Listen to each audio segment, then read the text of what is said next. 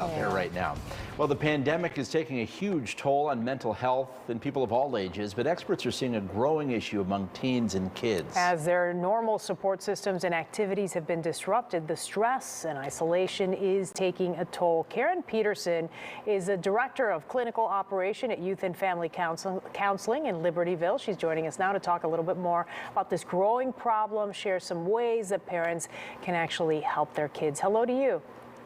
Hi there. Thanks for having me. Nice to have you here with us. I know you've got a new program that we'll be talking about in just a little bit, but I do want to get to what you're seeing are some of the problems with our teens, specifically our teens, as they're in school and trying to cope with COVID as well.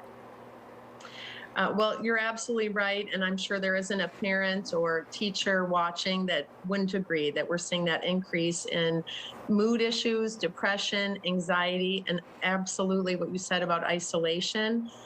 It's just been incredibly disruptive for our teens, for all of us, but especially for our tweens and teens these last 23, almost 24 months. As the parent of a couple of teenagers, how can you tell the difference between a moody teenager who just doesn't want to talk and one who might need some mental health help?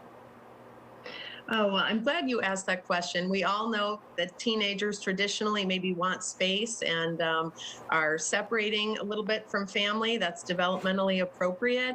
And yet we also know that they still are seeking connection and they still want to be heard and are looking for validation from their family. So when we see that moodiness that maybe goes along with this age and stage, some of the things that we might want to be listening for or noticing might be things like mood changes, decrease in appetite, change in sleep patterns.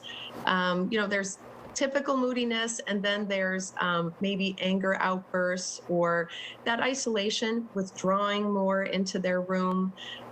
We really need to be talking to our kids, checking in, being curious, listening, asking beyond that favorite teen word, fine. Beyond I'm fine is how are you really?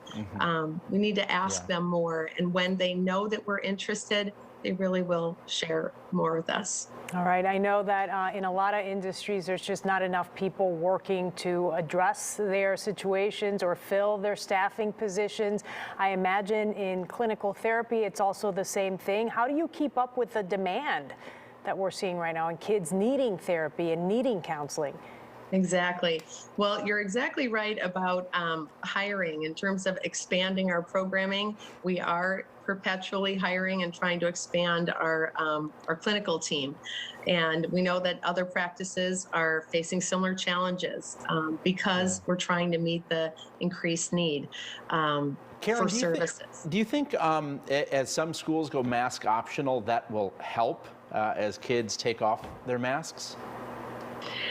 It's very hard to say. I think that's such an individual, question for families and for kids, and schools seem to be handling it quite differently. I don't know that it's really the masking that can be singled out as what's impacting our kids with these larger issues, the mood issues, depression, increased anxiety. I do feel like anxiety is something that is sometimes minimized or missed, not as validated by family members, parents, even schools. But kids are also feeling a lot more anxious. And again, there might be a piece of that is tied to masking, but it's really, I think, what's been happening more societally over these last couple of years, in addition to the regular teen issues, right, that they're going through. Yeah, it's a lot. All right, Karen Peterson, we appreciate your time on talking with us today. Again, if you'd like to contact Youth and Family Counseling, head to our website. We'll have a link posted to their website. So that's WGNTV.com. Thanks, Karen. Thank you so much. Coming up, the Horizon League